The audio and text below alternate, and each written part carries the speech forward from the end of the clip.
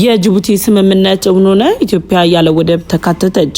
በአሜሪካ ኢትዮጵያውያኑን ያስደነገጠው ውሳኔ ጊዜያዊ ጥበቃው በፍርድ ቤትም እንዲቋረጥ ተፈቀደ። ኢትዮጵያ የጣሊያን አምባሳደርን አባረረች። ምንስ ተፈጠረ? ሰላም የንጋት ቲዩብ ውድ ተከታታዮቻችን፣ በመቀጠል የዕለቱን ዋና ዋና ዜናዎችን በዝርዝር እናቀርባለን። አዳዲስ መረጃዎቻችን በፍጥነት እንዲደርሳችሁ ቻናላችንን ሰብስክራይብ አድርገው የደውል ምልክቷን ይጫኑ እያልን እስከ ዝግጅታችን ፍጻሜ አብራችሁን እንዲዘልቁም እንጋብዛለን። የጅቡቲ ስምምነት እውን ሆነ። ኢትዮጵያ ያለ ወደብ ተካተተች። በምዕራብ ህንድ ውቅያኖስና በኤደን ባህረ ሰላጤ እንዲሁም በቀይ ባህር አካባቢ የተባባሰውን የባህር ላይ ውንብድናና ጥቃት ለመመከት በጅቡቲ ኮድ ኦፍ ኮንዳክት ፈራሚ ሀገራት አንድ የጋራ ግብረ ኃይል ለማቋቋም መስማማታቸውን እንደ አውሮፓውያን አቆጣጠር በ2009 በጅቡቲ የተፈረመው ስምምነት እውን መሆኑን ያመላከተ ሲሆን በዚህም በግብረ ኃይሉ ከተካተቱ ሀገራት ውስጥ ውሃ አካላቱን የማያዋስን ወደብ ሳይኖራት የተካተተች ብቸኛዋ ሀገርም ኢትዮጵያ ሆናለች። በቀጠናው የውሃ አካላትና በዙሪያው የሚንቀሳቀሱ የሽብር ኃይሎችን ለመግታት ባለመ መልኩ የዓለም አቀፉ የባህር ትራንስፖርት ድርጅት ኢንተርናሽናል ማሪታይም ኦርጋናይዜሽን ባወጣው መግለጫ መሰረትም በምዕራብ ህንድ ውቅያኖስና በኤደን ባህረ ሰላጤ የተባባሰውን የባህር ላይ ውንብድና ለመግታትና ለመመከት የሚያስችል አዲስ ደንብ መውጣቱን ተከትሎ በቀጠናው ላይ አዲስ ጥምረትና ወታደራዊ አሰላለፍን የሚፈጥርም ሆኗል። እንደ አውሮፓውያን አቆጣጠር በ2009 በጅቡቲ ከተማ ተፈርሞ ስምምነቱ እውን መሆኑን አዲስ በተቋቋመው ግብረ ኃይል ያረጋገጠው ደንቡ ለቀጠናው አዲስ ሰላምን ለማስፈን እንደ ትልቅ እርምጃም ተወስዷል። ኢትዮጵያ ከቀይ ባህር መራቋን ተከትሎ ባህሩን የሚመለከቱ የትኛውም አይነት ተግባራት ላይ መሳተፍ የለባትም የሚል አቋም ያላቸው ግብጽና ኤርትራን ጭምር በመቅደም ፊርማዋን ያሰፈረች ስትሆን በቀጠናው ላይ ያላትን ስትራቴጂካዊ ሚና የሚያረጋግጥ ከመሆኑ በላይ የኢኮኖሚ መሰረቷና የገቢ ወጪ ንግድ እንቅስቃሴዋን የሚያልፍባት ጅቡቲ ጋር በዚህ ስምምነት ውስጥ መካተቷ ከኢትዮጵያ ጋር ያላትን የሁለትዮሽ ግንኙነት ይበልጥ የሚያጠናክር ክስተትም ሆኗል። የጅቡቲ የስነ ምግባር ደንብ እንደ አውሮፓውያን አቆጣጠር በጃንዋሪ 29 2009 በጅቡቲ ከተማ የጸደቀ ስምምነት ሲሆን ዓላማው በምዕራብ ህንድ ውቅያኖስና በኤደን ባህረ ሰላጤ አካባቢ የሚደረገውን የባህር ላይ ውንብድናና በባህር ላይ ታጣቂዎች የሚፈጸም ዘረፋን ለመከላከል የቀጠናው ሀገራትን እርስ በርስ በመተባበር እንዲሰሩ ማድረግ የሚያስችልም ነው። ደንቡንም ጅቡቲ፣ ኢትዮጵያ፣ ኬንያ፣ ማዳጋስካር፣ ማልዲቭስ፣ ሲሸልስ፣ ሶማሊያ፣ ታንዛኒያና የመን ቀድመው ከፈረሙት በኋላም ግብጽ፣ ኤርትራ፣ ሱዳን፣ ሳውዲ አረቢያና ሌሎችም ተቀላቅለው በአሁኑ ሰዓት በግብረ ኃይሉ ስር ያሉት ሀገራት በጠቅላላ 20 ሀገራት መድረሳቸውን የተነገረው። ኢትዮጵያ የስምምነቱ ከመጀመሪያዎቹ ፈራሚዎች መካከል አንዷ በመሆኗና በጊዜው ደንቡ ወደብ አልባ ሀገራት በባህር ደህንነት ጉዳይ ላይ እንዲሳተፉ የሚፈቅድ ስምምነት መሆኑን መነሻ አድርጋ መቀላቀሏም ይታወሳል። በዓለም ባላት የህዝብ ብዛት ትልቁ ወደብ አልባ ሀገር የሆነችው ኢትዮጵያ እንደሚታወቀው ከ90 በመቶ በላይ የሚሆነውን የውጭ ንግዷን በጅቡቲ በኩል በዚሁ መስመር የምታንቀሳቀስ በመሆኑ የባህር ላይ ውንብድናን የቀጥታ ኢኮኖሚ ደህንነት ስጋት ተደርጎ ስለሚወሰድ ድርጅቱና አባል ሀገራቱ እንደ ቁልፍ ባለድርሻ አካልም ይመለከቷታል።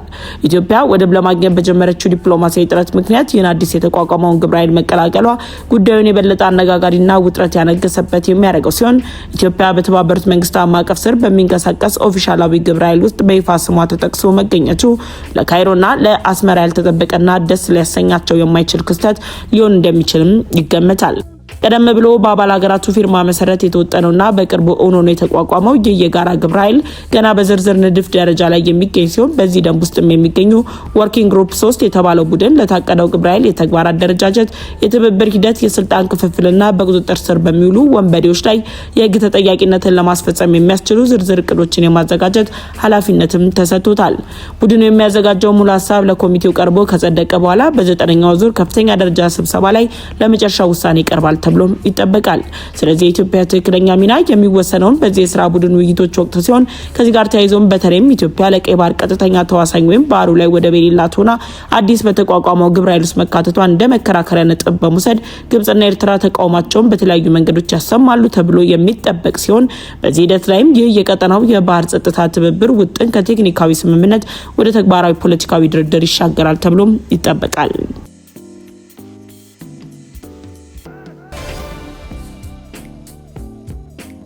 በአሜሪካ ኢትዮጵያውያኑን ያስደነገጠው ውሳኔ ጊዜያዊ ጥበቃው በፍርድ ቤት እንዲቋረጥ ተፈቀደ።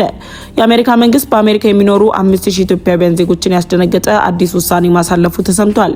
የአሜሪካ መንግስት ዶናልድ ትራምፕን ፕሬዝዳንት አድርጎ ከሾመበት ጊዜ ጀምሮ ከስደተኞች ጋር በተያያዘ የሚያወጣቸው የተለያዩ ህጎች ለኢትዮጵያ ብሎም ለሌሎች ሀገራት ስደተኞች ስጋትን እየፈጠሩ ባሉበት በዚህ ወቅት ላይ የተወሰነው ውሳኔን መነሻ በማድረግ ስደተኞቹ ራሳቸውን ለመከላከል እንዳይችሉ ለማድረግ ጊዜያዊ ጥበቃ በፍርድ ቤት እንዲቋረጥ መፍቀዱን የሚገልጽ መረጃ ይፋ ወጥቷል። ውሳኔው የተላለፈባቸው ዜጎች የሲቢፒ አፕሊኬሽንን በመጠቀም በገዛ ፍቃዳቸው ሀገሪቱን ለመልቀቅ እንዲያመለክቱ የአሜሪካን የሆምላንድ ሴኩሪቲ ማህበራዊ ትስስር ገጽ ላይ ጥሪ አቅርቧል። በፍቃደኝነት ሀገሪቱን ለመልቀቅ በሚያመለክት ላይ እስር ወይም ደግሞ ለይቶ ማቆያም ይገባሉ ብሏል።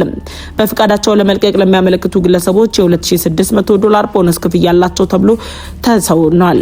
የቦስተን የፌደራል ዳኛ ብሪያን መርፊ ትራምፕ አስተዳደር ከ5000 በላይ ለሚሆኑ ኢትዮጵያውያን የተሰጠውን ቲፒኤስ እንዲያስቀር የነበረው የመጨረሻ የፍርድ ቤት ጉዳይ ማንሳታቸውም ይፋ ሆኗል። የአሜሪካ መንግስት በተለያዩ ውስጥ ውጥረቶች አማካኝነት ከሀገራቸው ወደ አሜሪካ የሚመጡ ዜጎችን የሚያቅፍበት ቲፒኤስ ወይም ደግሞ ቴምፖራሪ ፕሮቴክትድ ስታተስ የውጭ ዜጎች የሚሰጥ የጥበቃ አገልግሎት ሲሆን ይህ ደረጃ ያገኘ ሰው ከአሜሪካ እንዳይባረር ጥበቃና በህጋዊ መንገድ ጊዜያዊ ስራ ፍቃድ የሚያገኝም ነው። ኢትዮጵያውያን ይህንን ፍቃድ እንደ አውሮፓውያን አቆጣጠር በ2022 በፕሬዝዳንት ጆ ባይደን አስተዳደር ዘመን ያገኙ ሲሆን በሀገሪቱ በነበረው የትጥቅ ግጭትና የሰብአዊ ቀውስ ምክንያት የተሰጣቸው እንደነበረም የሚታወስ ነው። ስልጣን ላይ የሚገኙት የአሜሪካው ፕሬዝዳንት ዶናልድ ትራምፕ ፍቃዱን ለማንሳት መወሰናቸው የእድሉ ተጠቃሚ ለሆኑ ኢትዮጵያውያን ስጋትንም ፈጥሯል። የአሜሪካ መንግስት በኢትዮጵያውያኑ ላይ ያሳለፈው ውሳኔ የመጣው ጠቅላይ ፍርድ ቤት ለሃይቲና ለሶሪያ ስደተኞች ተመሳሳይ ጊዜያዊ ጥበቃ የሚያቋርጥ መሆኑም ተነግሯል።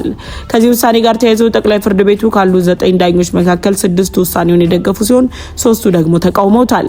የሀገሪቱ ጠቅላይ ፍርድ ቤት በ6-3 ብልጫ ድምጽ የሚያሳልፈው ይህ ውሳኔ ዳኞቹ የሀገር ውስጥ ደህንነት መስሪያ ቤት ለ13 ሀገራት የሰጠውን የቲፒኤስ ከለላን ማቋረጥ የሚያስተላልፋቸውን ውሳኔዎች የመመለስና የማገድ ስልጣናቸውን የሚገድብ ህጋዊ ብይንም ሰጥቷል።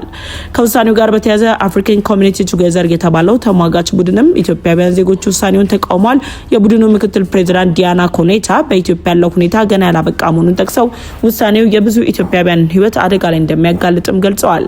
በወቅቱ ኢትዮጵያውያኑ ወደ አሜሪካ ያቀኑት በኢትዮጵያ በነበረው የውስጥ ግጭት መሆኑን ተከትሎ አሁን ላይም ያ ውስጣዊ ግጭት ዳግም እያገረሸ ወደ ተለያዩ ጦርነቶች እያመራ መሆኑን ተከትሎ ኢትዮጵያውያኑ ከአሜሪካ እንዲወጡ መደረጉ ሌላ የደህንነት ስጋትና አደጋን የሚጋረጥባቸው እንደሆነም ነው የተገለጸው። የአሜሪካው ፕሬዝዳንት ዶናልድ ትራምፕ ወደ ስልጣን ከመጡ በኋላ በሚያወጣቸው የስደተኞች ውሳኔዎች ላይም ኢትዮጵያውያን ከፍተኛ የሚባል ድንጋጤና ተስፋ ማጣት ውስጥ እየገቡ መሆናቸውን የሚያሳዩ መረጃዎች እየወጡ ቢሆንም እነዚህ 5000 የሚጠጉ ዜጎች ግን አሁን ላይ ባለው የአሜሪካ መንግስት ውሳኔ መሰረት ወደ ኢትዮጵያ ከመምጣታቸው በፊት በኢትዮጵያ ያለውን አሁናዊ ውጥረትም ብዙዎች እንዲመለከቱትም ጥሪያቸውን አቅርበዋል።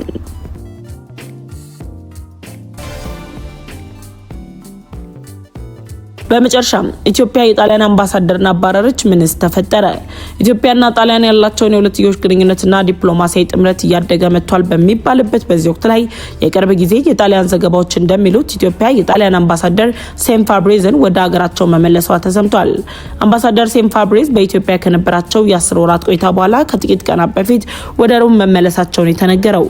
ወደ ሀገራቸው የተመለሱትን አምባሳደር በተመለከተ ከጣሊያን የውጭ ጉዳይ ሚኒስቴር በኩልም ሆነ በኢትዮጵያ በኩል ይፋዊ መግለጫ እስካሁንም አልተሰጠም። ከኢትዮጵያ መንግስትም በኩል ይፋዊ መግለጫ ለመስጠቱ ደግሞ ይበልጥ የጣሊያኑን አምባሳደር አሁናዊ ሁኔታ ላይ አነጋጋሪነቱን እንዲጨምርም አድርጎታል። ምንም እንኳን አምባሳደሩ ወደ ጣሊያን ቢመለሱም በአዲስ አበባ የሚገኘው የጣሊያን ኤምባሲ ድረገጹ አሁንም ፋብሪዝም በአሁኑ ወቅት ስራ ላይ ያለ አምባሳደር አድርጎ ማስቀመጡም በመረጃው ላይ ጥርጣሬን የፈጠረ ክስተትም ሆኗል። ለዛሬ ያዝናቸው መረጃዎች እነዚህ ነበሩ። ውድ ተከታታዮቻችን ስለተከታተላችሁን ከልብ እናመሰግናለን። ቻናላችንን ላይክ እንዲሁም ደግሞ ሼር በማድረግ ለሌሎች እንድታደርሱ እንጠይቃችኋለን። መልካም ጊዜ። ጤና ይስጥልን።